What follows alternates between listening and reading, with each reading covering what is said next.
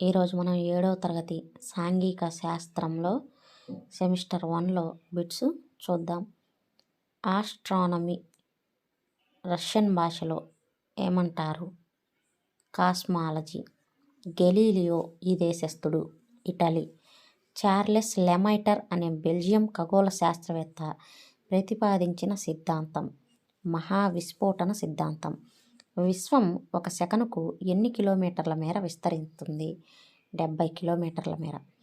Galaxy యొక్క ఒక అంచు నుంచి మరొక అంచుకు దూరం 1,20,000 కాంతి సంవత్సరాలు. తర్వాత కాంతి ఒక సెకనుకు ఎన్ని కిలోమీటర్ల వేగంతో ప్రయాణిస్తుంది? 3 లక్షల. భూకేంద్రక సిద్ధాంతాన్ని ప్రతిపాదించినది టాలమీ, ఈయన ఈజిప్ట్ దేశస్థుడు. సూర్యకేంద్రక సిద్ధాంతాన్ని ప్రతిపాదించినది కోపర్నికస్, ఈయన పోలిష్ దేశస్థుడు. నీహారిక పరికల్పన సిద్ధాంతాన్ని ప్రతిపాదించింది ఇమ్మాన్యుయేల్ కాంట్. ఎన్విరోనర్ ఏ భాషా పదం? ఫ్రెంచ్ భాషా పదం. ప్రపంచ పర్యావరణ దినోత్సవాన్ని మనం ఎప్పుడు జరుపుకుంటాము? జూన్ 5వ తేదీన జరుపుకుంటాం. ప్రపంచ జల దినోత్సవాన్ని ఎప్పుడు జరుపుకుంటాము? మార్చి 22. జలయుత గ్రహం అని ఏ గ్రహాన్ని పిలుస్తాం? భూమిని. ప్రపంచ ఓజోన్ దినోత్సవం ఎప్పుడు జరుపుకుంటాము? సెప్టెంబర్ 16. అట్మాస్ మరియు స్పైరా అనేవి ఏ భాషా పదాలు?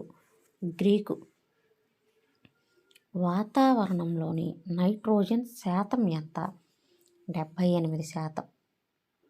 అట్మాస్ అనగా అర్థం ఏమిటి? ఆవిరి. విపత్తు నిర్వహణ అభివృద్ధి అంశంగా నిర్ణయించబడిన పంచవర్ష ప్రణాళిక ఏది? విపత్తు నిర్వహణను అభివృద్ధి అంశంగా నిర్ణయించబడిన పంచవర్ష ప్రణాళిక 10వ పంచవర్ష ప్రణాళిక. భూమి లోపల రెండో పొర పేరు ఏమిటి? భూప్రావారం. ఏ సిద్ధాంతం విశ్వం ఆవిర్భావానికి సంబంధించినది?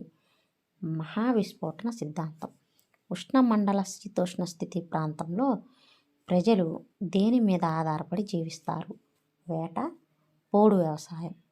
భూమధ్య రేఖకు ఇరువైపులా 10 డిగ్రీల నుంచి 27 డిగ్రీల ఉత్తర అక్షాంశాల మధ్య విస్తరించి ఉన్న ప్రాంతాన్ని ఏమంటారు? సవన్నాలు అంటారు. ప్రపంచంలో అతిపెద్ద ఎడారి ఏది? సహారా ఎడారి. ప్రపంచంలో అతిపెద్ద సతత హరిత అరణ్యాలు కలిగిన ప్రాంతం టైగా ప్రాంతం. ఉక్రెయిన్లో పెరిగే గడ్డి భూములను ఏమంటారు? స్టెప్పీలు. సవన్నా గడ్డి భూములు ఈ ప్రాంతంలో కనబడతాయి. కెన్యా. భారత ప్రభుత్వం రిజర్వ్ అడవులలో నిషేధించిన అంశం ఏమిటి? వేట, మేత. 200 సెంటీమీటర్ల కన్నా ఎక్కువ వర్షపాతం ఉన్న ప్రాంతాలలో పెరిగే అడవులు సతత హరిత అరణ్యాలు. లయన్ టైల్డ్ మకాక్ ఈ అడవులలో కనిపించే జంతువు అంటే సింహపు తోక కోతి అన్నమాట. ఇది సతత హరిత అరణ్యాల్లో కనిపిద్ది. సతత హరిత అరణ్యాలకు అనుకూలమైన ఉష్ణోగ్రత ఎంత? 22 డిగ్రీల సెంటీగ్రేడ్లు. ఆకురాల్చు అడవులు ఈ వర్షపాతం ప్రాంతంలో విస్తరించి ఉంటాయి. 70 నుంచి 200 సెంటీమీటర్ల వర్షపాతం ఉన్న ప్రాంతాల్లో ఆకురాల్చు అడవులు ఉంటాయి. ద్వీపకల్ప పీఠభూమి ప్రాంతంలో ఎక్కువగా విస్తరించి ఉన్న అడవులు ఏమిటి? ఆకురాల్చు అడవులు. దక్కన్ పీఠభూమి ప్రాంతంలో విస్తరించి ఉన్న అడవులు. దక్కన్ పీఠభూమి ప్రాంతంలో విస్తరించి ఉన్న అడవులు ముళ్ళ మరియు పొద అడవులు. బాబుల్ మరియు రేగు వృక్ష జాతులు ఈ అడవులలో పెరుగుతాయి. ముళ్ళు మరియు పొద అడవులలో. ఇక్కడ బాబుల్ అంటే తుమ్మ. సుందరీ వృక్షాలు ఈ అడవుల్లో పెరుగుతాయి. మడ అడవుల్లో పెరుగుతాయి. మడ అడవులకి మరొక పేరు చిత్తడి అడవులు. చిత్తడి అడవులు లేదా తీర ప్రాంత అడవులు ఎక్కువగా విస్తరించి ఉన్న ప్రాంతం పశ్చిమ బెంగాల్లోని సుందర్బన్ ప్రాంతం. వృక్షాల యొక్క ఆకులు సన్నని సూదంటు ఆకారంలోనూ త్రిభుజాకారంలోనూ ఉండే అడవులు ఏవి?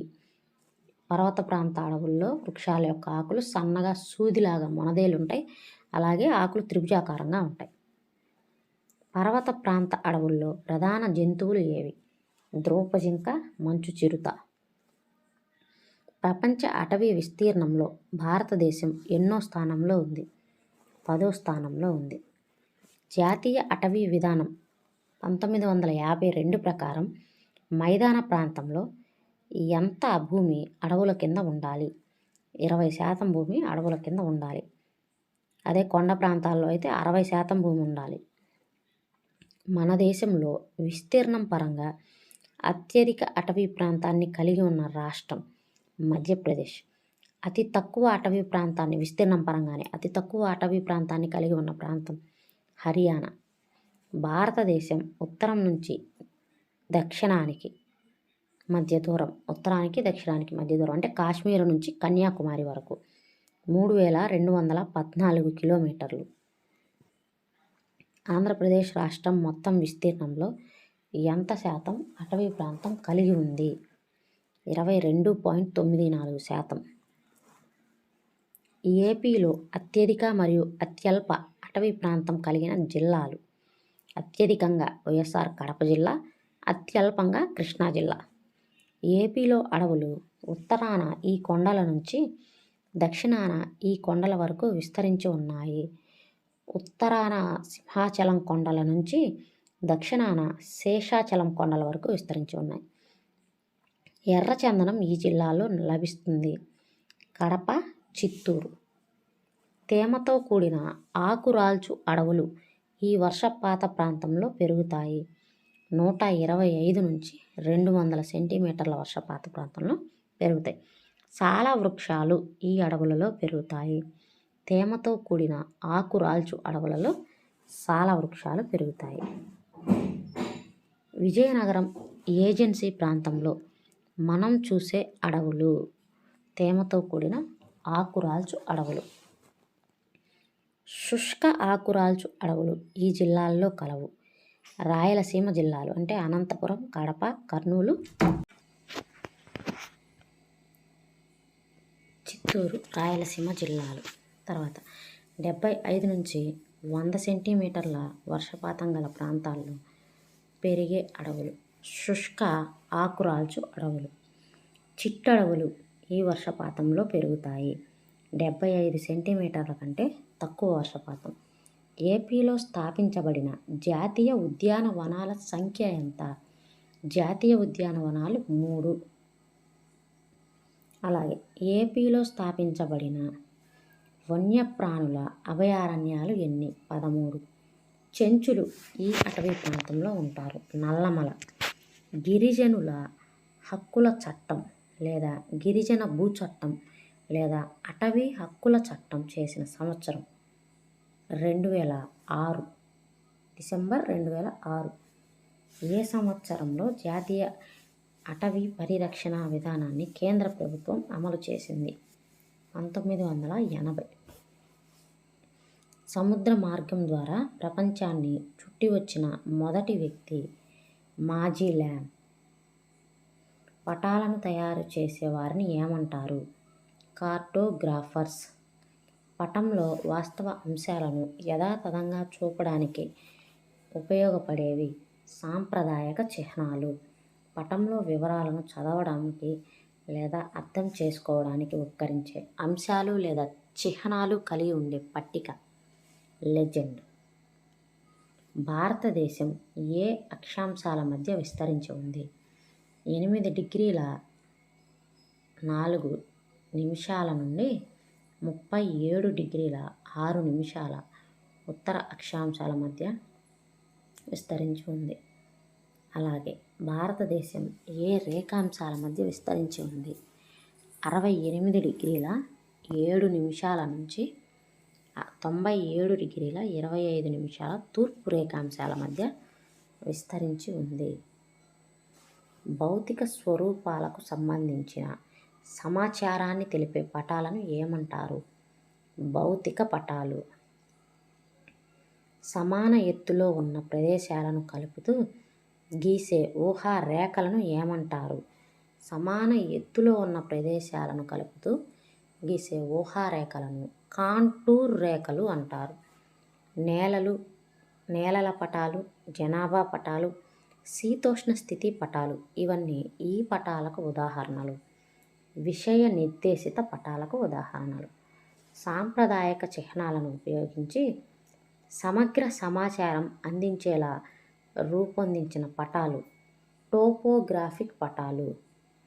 చరిత్రకారులు ఒక రాజవంశం యొక్క పరిపాలనా ప్రాంతాన్ని అధ్యయనం చేయడానికి ఉపయోగించే పటాలు చారిత్రక పటాలు. వాళ్ళు పరిపాలించిన ప్రాంతాన్ని అధ్యయనం చేయడానికి ఉపయోగించే పటాలు చారిత్రక పటాలు.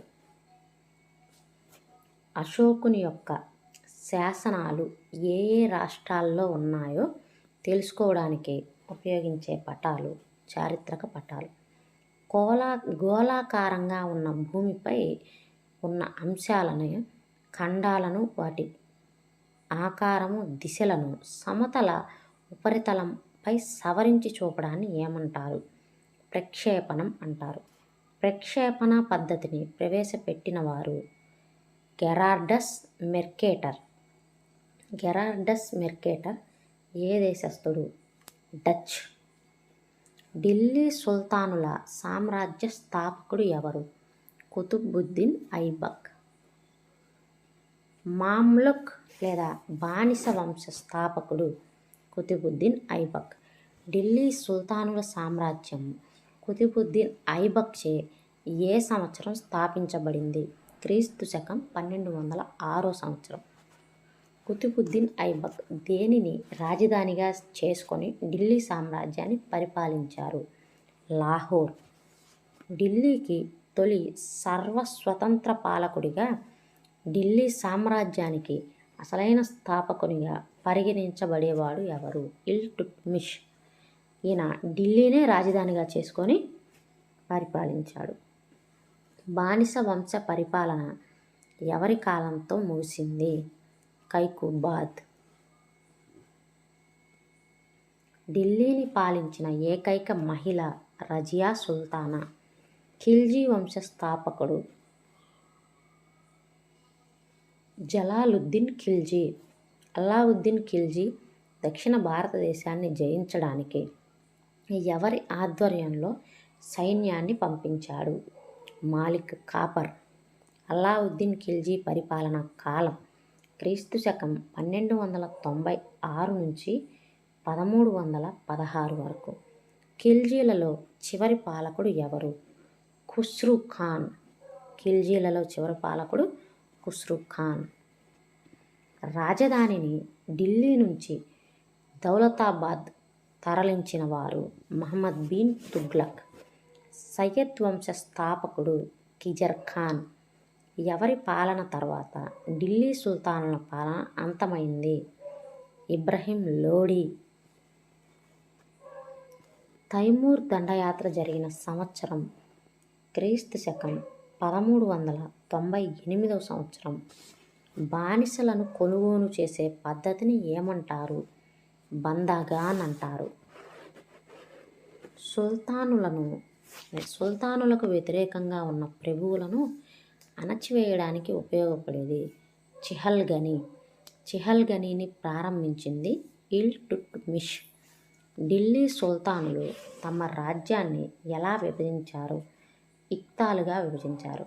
ఇక్తా యొక్క సైనిక అధికారి పేరు ముక్తి లేదా ఇక్తాదారులు. ఢిల్లీ సుల్తానుల కాలంలో ప్రామాణిక నాణేలుగా వాడుకలో ఉన్న నాణాలు టంకా, జిటాల్. టంకా మరియు జిటాల్ అనే నాణేలు వాడుకలో ఉన్నాయి. తారిక్ అల్ హింద్ గ్రంథ రచయిత ఎవరు? ఆల్ బెరోనీ. ఆల్ బెరోనీ ఎవరి చేత ఆదరించబడ్డ పండితుడు?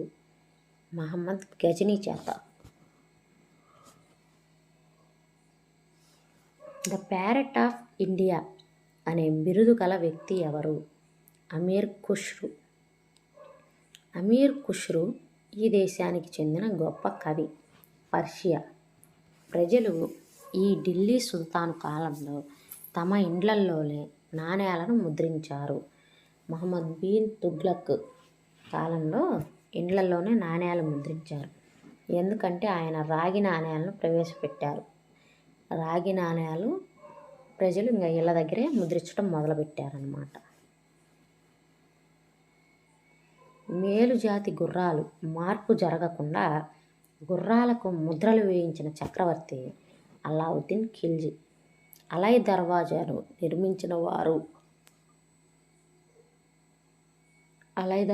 నిర్మించిన వారు కూడా అలావుద్దీన్ ఖిల్జీ. ఎక్కాలు వీరి పరిపాలనలో ఉండేవి. ముక్తి తుగ్లక్ కాలంలో దోహా ద్విపదలను రచించిన వారు ఎవరు? అమీర్ ఖుష్రు. కళ్యాణి ఇంకా నెక్స్ట్ పాఠం కాకతీయుల గురించి. కళ్యాణి చాళుక్యుల వంశస్థాపకుడు ఎవరు? రెండవ తైలపుడు. కళ్యాణి చాళుక్యుల రాజధాని బీదర్లోని బసవ కళ్యాణి.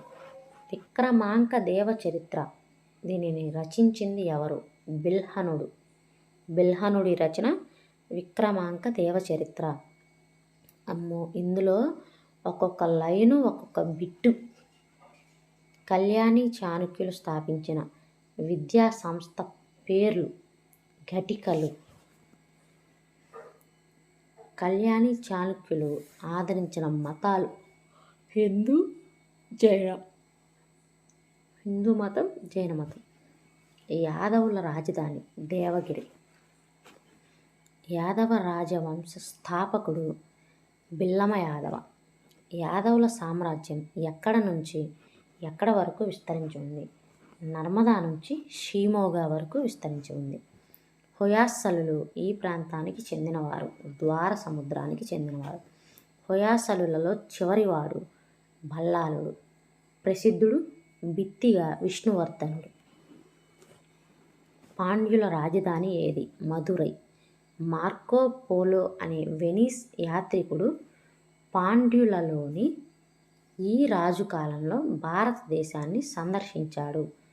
కులశేఖరుడు. కాకతీయ రాజవంశ స్థాపకుడు ఎవరు? గుండ్యన. కాకతీయులు ఆరాధించే దేవత పేరు కాకతి. త్రిలింగ దేశం అని వీరి సామ్రాజ్యాన్ని పిలుస్తారు. కాకతీయ సామ్రాజ్యాన్ని.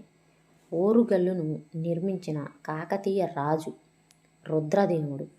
కాకతీయులు రాజధానిని ఎక్కడి నుంచి ఎక్కడకు మార్చారు? కాకతీయుల మొదటి రాజధాని హనుమకొండ. హనుమకొండ నుంచి ఓరుగల్లుకు మార్చారు. ఓరుగల్లు ప్రస్తుత మరియు ప్రాచీన నామములు. ప్రస్తుతం వరంగల్ అని, ప్రాచీనంలో ఏకశిలా నగరం అని పిలిచేవాళ్ళు. దేవగిరి కోట ముట్టడి సంఘటనలో మరణించిన కాకతీయ రాజు మహాదేవుడు. కాకతీయ పాలనలో స్వతంత్రంగా ప్రారంభించిన మొదటివాడు రెండవ ప్రోలరాజు. హనుమకొండ శాసనంలో ఈ కాకతీయ రాజు యొక్క విజయాలను వివరించారు. రుద్రదేవుడు. మహామండలేశ్వర అనే బిరుదు గల కాకతీయ రాజు గణపతి దేవుడు. ఈయనకి ఎందుకు ఆ బిరుదు వచ్చిందంటే తెలుగు మాట్లాడే ప్రాంతాలు మొత్తాన్ని ఒక రాజ్యం కిందకి తీసుకొని వచ్చి పరిపాలన చేశాడనమాట. అందుకని మోటుపల్లి శాసనాన్ని జారీ చేసిన రాజు గణపతి దేవుడు. రుద్రమదేవి భర్త. పశ్చిమ గోదావరి జిల్లా నిడదవోలు పాలకుడు చాళుక్య వీరభద్రుడు. కాకతీయుల కాలంలో సైనిక నాయకుల పేర్లు నాయంకరులు. ప్రతాపరుద్రుని పాలనా కాలం నాటికి ఎంతమంది నాయంకరులు ఉండేవారు? 72 మంది. గ్రామ పరిపాలనా విభాగాలను ఎన్ని తరగతులుగా విభజించారు? 2 తరగతులుగా విభజించారు. ఏంటి అంటే స్థల మరియు నాడు. స్థల అనగా ఎన్ని గ్రామాల సమూహం? 10 నుంచి 60 గ్రామాల సమూహం. గ్రామాన్ని పర్యవేక్షించే అధికారి పేరు ఆయగార్లు అని పిలుస్తారు. కాకతీయుల కాలంలో భూమిని కౌలు ప్రాతిపదికన సాగు చేసే రైతులను ఏమని పిలిచేవారు? అర్ధసిరి అని పిలిచేవారు. కాకతీయుల కాలంలో పన్నులు. ఇల్లరి అనేది గృహ పన్ను. పుల్లరి అంటే అటవీ ఉత్పత్తులపై పన్ను. అడ్డుపట్టు సుంకం, ఇది గొర్రెల మందపై విధించే పన్ను. తర్వాత కాకతీయుల కాలంలో గ్రామ పరిపాలనా అధికారులు. కరణం అంటే భూమికి సంబంధించిన రికార్డులన్నింటినీ పర్యవేక్షించే అధికారి. రెడ్డి, ఈయన గ్రామ పెద్ద. తలారి, గ్రామ రక్షక భటుడు. శివతత్వ సారము అనే గ్రంథాన్ని రచించిన వారు ఎవరు? మల్లికార్జున పండితారాధ్యుడు. కాకతీయుల కాలంలో ప్రసిద్ధ నాట్యం ఏమిటి? పేరిణి నాట్యం. తర్వాత పాల్కూరికి సోమనాథుడు రచించిన గ్రంథం బసవ పురాణం. కుమార సంభవం రచించినది నన్నెచోరుడు. ప్రతాపరుద్రీయం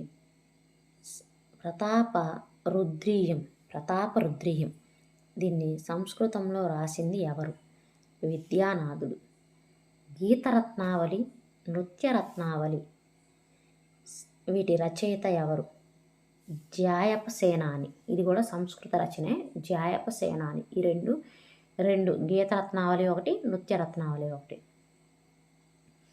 క్రీడాభిరామమును తెలుగులో రాసింది ఎవరు? వల్లభరాయుడు. 1000 స్తంభాల గుడి ఇక్కడ కలదు, హనుమకొండలో కలదు. 1000 స్తంభాల గుడిని నిర్మించినది ఎవరు? రుద్రదేవుడు. 1000 స్తంభాల గుడికి మరొక పేరు రుద్రేశ్వరాలయం. రామప్ప దేవాలయాన్ని నిర్మించింది ఎవరు? రేచర్ల రుద్రుడు. చూడండి, 1000 స్తంభాల గుడి రుద్రదేవుడు, రామప్ప గుడి రేచర్ల రుద్రుడు. ఈ రెండింటిని ఎవరి కాలంలో నిర్మించారంటే కాకతీయులే నిర్మించారు. 1000 స్తంభాల గుడి ఎక్కడుందంటే హనుమకొండలో ఉంది. రామప్ప గుడి వరంగల్, ఓరుగల్లు. జాయప సేనాని నృత్యరత్నావళి ఏ ఆలయంలోని శిల్పకళలో ప్రతిబింబించే నృత్య శైలులను వివరిస్తుంది? రామప్ప దేవాలయంలో ఉన్న శిల్పకళలో ఉన్న నృత్య శైలులోని ప్రతిబింబిస్తుందన్నమాట. కాకతీయులు ఈ నిర్మాణ శైలిలో ఆలయ నిర్మాణాలను చేపట్టారు. త్రికూట పద్ధతి. కాకతీయులలో చివరి రాజు ప్రతాపరుద్రుడు. ప్రతి గ్రామంలోనూ చక్రవర్తి ఆస్తిగా ఉంచిన భూమిని ఏమంటారు? రాచపొలం అంటారు. రేకపల్లి ఈ నదీ పరివాహక ప్రాంతంలో కలదు. శబరి నది పరివాహక ప్రాంతంలో కలదు. విలస రాగి శాసనం ఈ నాయక గురించి తెలుపును. ప్రోలయ నాయకుడి గురించి తెలుపుతుంది. కాకతీయుల తొలి రాజధాని ఏమిటి? హనుమకొండ. ఇతని దండయాత్ర ఫలితంగా ప్రతాపరుద్రుడు సింహాసనాన్ని కోల్పోయాడు. ఉల్గు ఖాన్. చూడండి, ఇలాంటి బిట్స్ అడుగుతారు. ఇతని దండయాత్ర ఫలితంగా ప్రతాపరుద్రుడు సింహాసనాన్ని కోల్పోయాడు. ఉల్గు ఖాన్. నెక్స్ట్ విజయనగరం. విజయనగర సామ్రాజ్య స్థాపకులు హరిహర రాయలు, బుక్కరాయలు. విజయనగర సామ్రాజ్యాన్ని స్థాపించిన సంవత్సరం క్రీస్తు శకం 1336 సంవత్సరం. విజయనగర సామ్రాజ్య స్థాపకులు ఈ వంశం వారు సంగమ వంశం వారు. విజయనగర సామ్రాజ్యం ఈ నది ఒడ్డున ఉంది. తుంగభద్రా నదికి దక్షిణ ఒడ్డున ఉంది. శ్రీకృష్ణదేవరాయల వంశం తులువ వంశం. శ్రీకృష్ణదేవరాయల యొక్క మంత్రి తిమ్మరసు. శ్రీకృష్ణదేవరాయలు బిరుదు ఆంధ్రభోజుడు. ఆంధ్ర కవితా పితామహుడు అని పిలవబడిన కవి అల్లసాని పెత్తన. శ్రీకృష్ణదేవరాయలు రచనలు ఆముక్తమాల్యద, జాంబవతి కళ్యాణం, ఉషా పరిణయం. రాయలు ఆస్థానంలోని కవులను ఏమని పిలిచేవారు? అష్టదిగ్గజాలు. రాయలు ఏ సంవత్సరంలో రాయచూర్ నగరాన్ని స్వాధీనం చేసుకున్నాడు? క్రీస్తు శకం 1520. సైన్యంలో ఉన్నత స్థాయి అధికారులను ఏమని పిలిచేవారు? నాయకులు లేదా పాలిగారులు అని పిలుస్తారు. కోటలను, సాయుధ దళాలను నియంత్రించే సైనిక అధికారులను ఏమని పిలుస్తారు? అమరనాయకులు అని పిలుస్తారు. మధుర విజయం రచయిత ఎవరు? గంగాదేవి. విజయనగర సామ్రాజ్యంలో ప్రధాన బంగారు నాణెం వరాహ. డొమింగ్ ఫేస్ ఎవరి కాలంలో భారతదేశాన్ని సందర్శించాడు? శ్రీకృష్ణదేవరాయల కాలంలో. అబ్దుల్ రజాక్ ఈ దేశపు యాత్రికుడు. పర్షియన్. సంగీత సర్వస్వం అనే గ్రంథాన్ని రచించింది ఎవరు? విద్యారణ్య స్వామి. ప్రౌఢదేవరాయలు రాసిన మహానాటక సుధానిధి అనేది దేనికి సంబంధించిన రచన? సంగీతం. కర్ణాటక సంగీత త్రయం ఎవరు? దీక్షితార్, శ్యామశాస్త్రి, త్యాగరాజస్వామి. ఈ ముగ్గురిని కర్ణాటక సంగీత త్రయం అని పిలుస్తారు. భాగవతం నుంచి ప్రత్యేకంగా ఉద్భవించిన ఇతివృత్త నృత్యం ఏమిటి? యక్షగానం. రాక్షస సంగడి యుద్ధం లేదా తల్లికోట యుద్ధం జరిగిన సంవత్సరం? క్రీస్తు శకం 1565 సంవత్సరం. విజయనగర రాజ్యానికి చివరి పాలకుడు ఎవరు? శ్రీరంగరాయలు. దక్షిణ భారతదేశంలో రెడ్డి రాజ్య స్థాపకుడు ఎవరు? ప్రోలయ వేమారెడ్డి. రెడ్డి రాజుల మొదటి రాజధాని ఏమిటి? అద్దంకి. రెడ్డి రాజుల కాలంలో వ్యవసాయంలో పన్నును ఏ విధంగా వసూలు చేసేవాళ్ళు? 1/6 వంతు పన్ను. బహమనీ సామ్రాజ్యాన్ని స్థాపించిన వారు? అల్లావుద్దీన్ బహమన్ షా. 3వ మహమ్మద్ షా యొక్క ప్రధాన మంత్రి ఎవరు? మహమ్మద్ గవాన్ ఈ దేశస్థుడు. ఇతను పర్షియా దేశపు వ్యాపారి. బహమనీ సామ్రాజ్యం ఈ సంవత్సరంలో స్థాపించారు? క్రీస్తు శకం 1347 సంవత్సరంలో స్థాపించారు. ఎవరి కాలంలో విజయనగర సామ్రాజ్యం స్థాపించబడింది? ఈ బిట్టుకి ఆప్షన్లు 4 ఇచ్చాడు. అల్లావుద్దీన్ ఖిల్జీ అని, మహమ్మద్ బిన్ తుగ్లక్ అని, ఇట్లా 4 ఇచ్చాడు. విజయనగర సామ్రాజ్యాన్ని స్థాపించింది క్రీస్తు శకం 1336 సంవత్సరంలో. ఆ సంవత్సరాల్లో వీళ్ళు ఢిల్లీ సుల్తాన్ ఆప్షన్లన్నీ ఢిల్లీ సుల్తాన్లే ఇచ్చారు కాబట్టి ఈ 1336 సంవత్సరంలో ఎవరు పరిపాలిస్తున్నారో చూసుకొని పెట్టుకోవాలి. మహమ్మద్ బిన్ తుగ్లక్. ఎవరి కాలంలో విజయనగర సామ్రాజ్యం స్థాపించబడిందంటే మహమ్మద్ బిన్ తుగ్లక్. బహమనీ సామ్రాజ్య రాజధాని నగరం గుల్బర్గా. హరిహరరాయలు